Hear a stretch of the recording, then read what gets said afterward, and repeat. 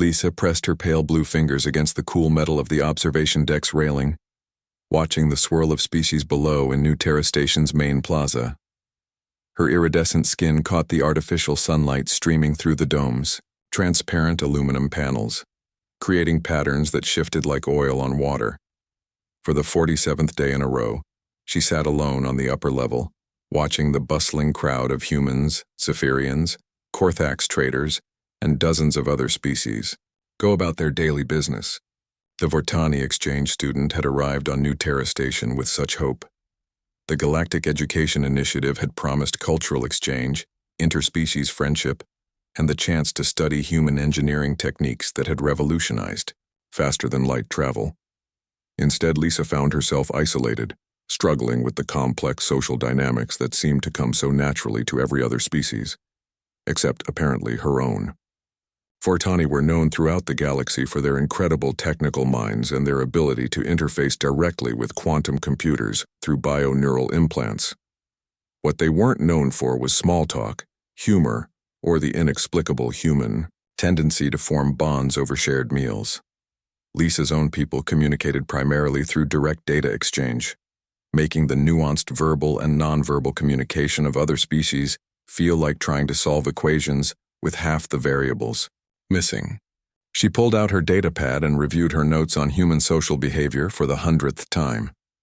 Humans form social connections through shared experiences, particularly involving food consumption, she had written. Physical proximity during meals appears to trigger bonding mechanisms. The clinical language felt hollow compared to watching actual humans laugh together over steaming plates in the plaza below.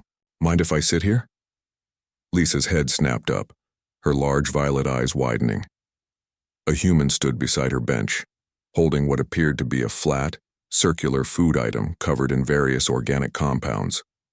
His dark hair was slightly disheveled, and he had the kind of easy smile that seemed to be a default expression for his species. She recognized him from her advanced propulsion theory class, Kemal, one of the human engineering students.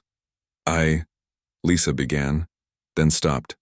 Her translator implant struggled with the informal nature of his question. You are requesting permission to occupy this seating area? Kemal's smile widened. Yeah, something like that. He gestured to the food item in his hands. I grabbed an extra slice from Tony's Pizza Palace down on level 7. You like pizza? Lisa stared at the offering, her analytical mind racing. Pizza, a human food consisting of bread, tomato-based sauce, cheese, and various toppings. She had read about it in her cultural studies but had never experienced it directly. Her people subsisted primarily on nutrient solutions designed for optimal efficiency. I have not yet consumed this particular human sustenance, she replied carefully. First time for everything, Kemal said, settling onto the bench beside her. He held out the slice. Fair warning, though. Tony puts way too much garlic on his pepperoni special. Might be a bit much for someone not used to it. Lisa accepted the pizza with both hands, studying its composition with scientific curiosity. The cheese stretched in long strings as she lifted it, and the aroma was unlike anything in her previous experience. Complex, layered with scents that seemed to trigger some deep, unexpected response in her olfactory sensors. She took a tentative bite. The explosion of flavors was overwhelming. Salty, tangy, with the burn of spices her tongue had never encountered. Her bioneural implants, designed to process pure information, suddenly found themselves flooded with sensory data they had no framework to categorize. It was messy, inefficient, and absolutely fascinating. Good? Kemal asked, watching her expression carefully. It is. Lisa paused, searching for words that could convey the complexity of her experience. Chaotic, but not unpleasantly so. Kemal laughed, a sound that was somehow warm and infectious. That might be the most unique review Tony's ever gotten.